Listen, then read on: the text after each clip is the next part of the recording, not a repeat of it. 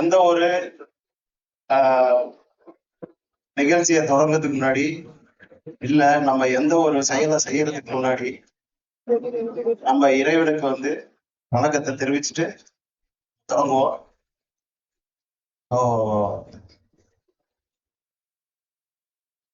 இங்க வந்திருக்கோம் chief guest doctor கோப்பரிந்தி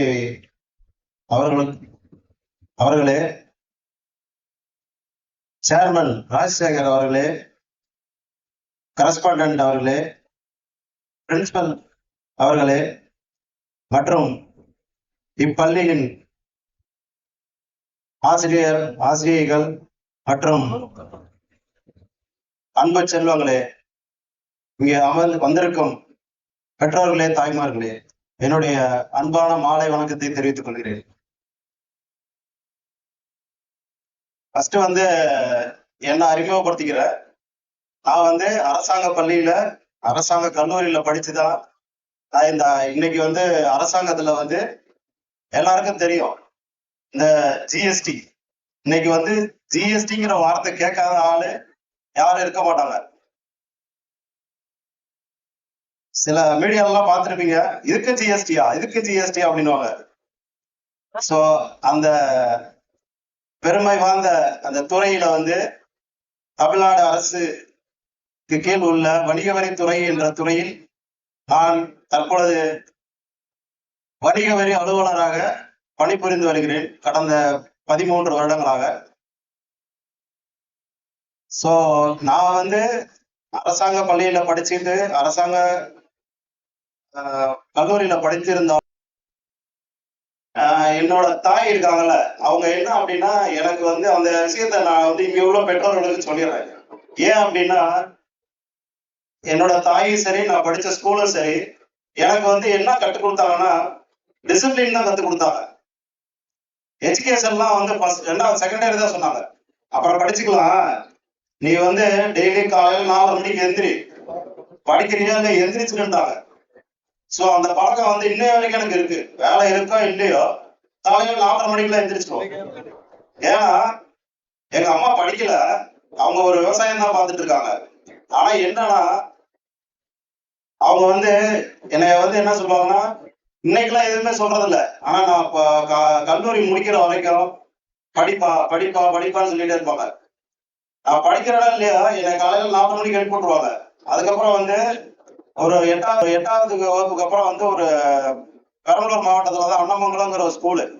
அப்ப இந்த ஜெயங்கொண்டம், உடையார்பாளையம், இந்த சைட்ல இருந்து அரியண்டூர் எல்லா இந்த ஊர்ல இருந்து நிறைய பேர் எங்களை படிச்சிருக்காங்க. ஸோ எங்க பள்ளியிலுமே சரி பாத்தீங்கன்னா காலையில 5 மணிக்கு எழுப்பி போட்டுருவாங்க. ஸோ அந்த பழக்க வழக்கம் இருக்கு இல்லைங்களா, அந்த டிசிப்ளின். ஏன்னா 6 மணிக்கு ப்ரேயரு, அதுக்கப்புறம் வந்து ஒரு 7:30க்கு வந்து இது மாதிரி வந்து அந்த டிசிப்ளின் வந்ததுக்கு அப்புறம் நான் வந்து 8வது வரைக்கும் ரொம்ப புவர் ஸ்டூடெண்ட் தான். நான் ஒன்றும் அந்த அளவுக்குலாம் ரொம்ப பிரில்லியன்ட் ஸ்டூடெண்ட்லாம் கிடையாது. அதுக்கப்புறம் தான் வந்து அந்த அந்த ஒரு டிசிப்ளின் இருக்கு பார்த்தீங்களா, நமக்கு வந்து கற்றுக் கொடுத்துச்சு. ஸோ என்ன அப்படின்னா அதுக்கப்புறம் நமக்கு நேரங்கள் அதிகமாக இருக்கும். அப்போ எல்லாரும் நம்ம கூட இருக்க அந்த சூழ்நிலைகள் வந்து என்ன ஆகும்னா நம்ம கூட இருக்கவங்கலாம் படிச்சுட்டு இருப்பாங்க. ஸோ அப்போ நம்ம என்ன பண்ணுறோம், நம்மளும் படிக்க ஆரம்பிச்சிட்டோம்.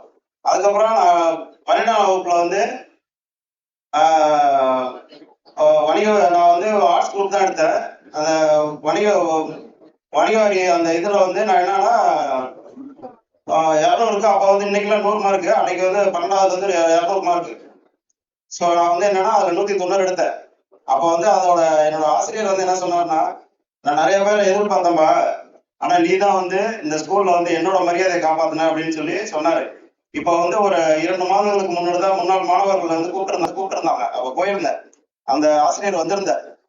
ஸோ அவரெல்லாம் பார்க்கும்போது எனக்கு கடவுளா தெரியுறாரு. ஏன்னா அந்த அவரெல்லாம் என்ன சொல்றாருன்னா, அப்ப படிச்சுட்டு இருக்கும்போது என்ன சொன்னாருன்னா, தலை குனிஞ்சு படிப்பா, தலை நிமிர்ந்து வாழலாம் அப்படிங்கிறாரு. இன்னைக்கு வந்து நீ ஜாலியா இருக்குன்னு நினைக்காத.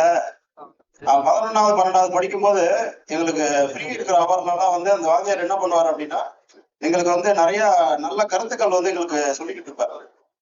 ஸோ அதே மாதிரி இன்னைக்கு இருக்கிற காலகட்டங்கள் என்ன அப்படின்னா, நமக்கு வந்து எல்லாருமே, நான் இப்ப வந்து அரசாங்க பணியில இருந்தாலும் நிறைய வியாபாரிகளோட இடத்துக்கு போகும்போதும் சரி, நிறைய இடத்துக்கு போகும்போது சரி, எல்லாருமே ஸ்ட்ரெஸ்ல இருக்காங்க.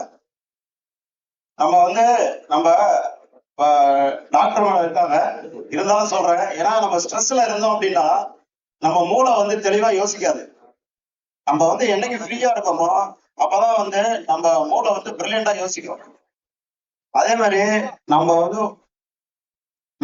டெய்லியும் ஒரு ப்ராப்பரான ஆக்டிவிட்டிஸ் வச்சுக்கிட்டு இருந்தா நம்ம வாழ்க்கையில நல்லா சக்சஸ்ஃபுல்லா வர முடியும்.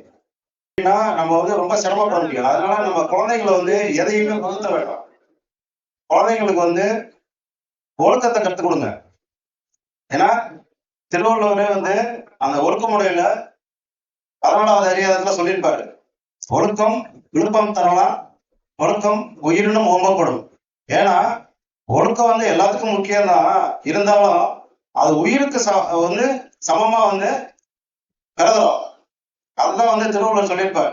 சோ நம்ம காலையில பிள்ளைங்களுக்கு பெற்றோர்கள்ட்ட தான் எல்லாமே இருக்கு. ஏன்னா ஸ்கூல்ல டீச்சர்களோட கொஞ்ச நேரம் இருக்கிறாங்க. இருந்தாலும்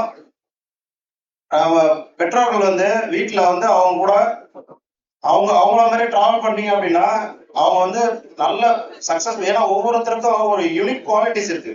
அதை பெற்றோரோ ஆசிரியரோ யாராவது கண்டுபிடிக்கலாம். அதை கண்டுபிடிச்சிட்டீங்கன்னா அதுல போக சொல்லிடலாம். நம்மளோட எதிர்பார்ப்பு, நம்மளோட ஆசைகள், நம்மளோட கனவுகள் இருக்கும். நான் ஐஏஎஸ் ஆஃபீஸர் ஆகணும்னு நினைச்சேன், நான் டாக்டர் ஆகணும்னு நினைச்சேன். அதெல்லாம் நம்ம குழந்தைங்களுக்கு ஊத்தவே கூடாது. என்னோட எனக்கு 2 பசங்க இருக்காங்க. என் பசங்கள்லாம் நான் எதையுமே அவங்கள்ட்ட ஸ்ட்ரெஸ் பண்ணவே மாட்டேன். அதுவும் பேரண்ட்ஸ் மீட்டிங் போறேன்னா ஏதாவது என் பையன் எதுவும் சொன்னாங்கன்னா ஃப்ரீயா விடுங்க, அதெல்லாம் பண்ணிடுவோம் அப்படின்னு சொல்லுவேன். என்கிட்ட பேசிட்டு இருக்கும்போது பெரிய பையன் சொல்லுவான்,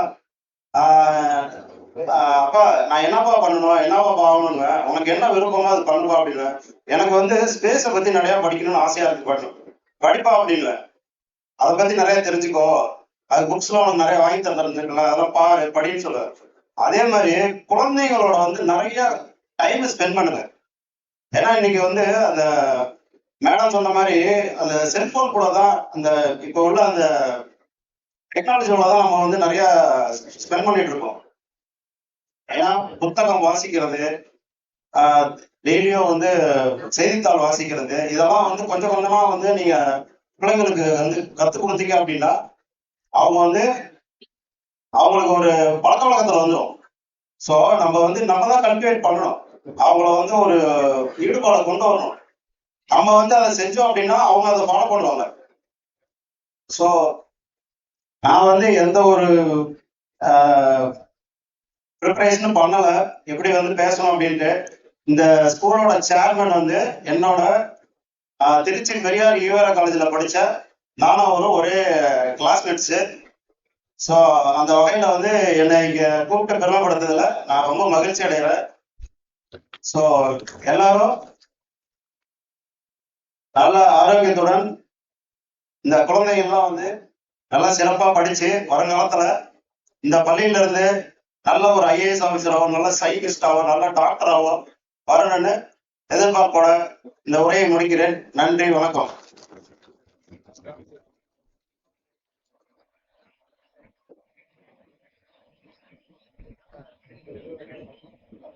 Thank you, sir, for your words, inspiring words, and for being a part of today's program.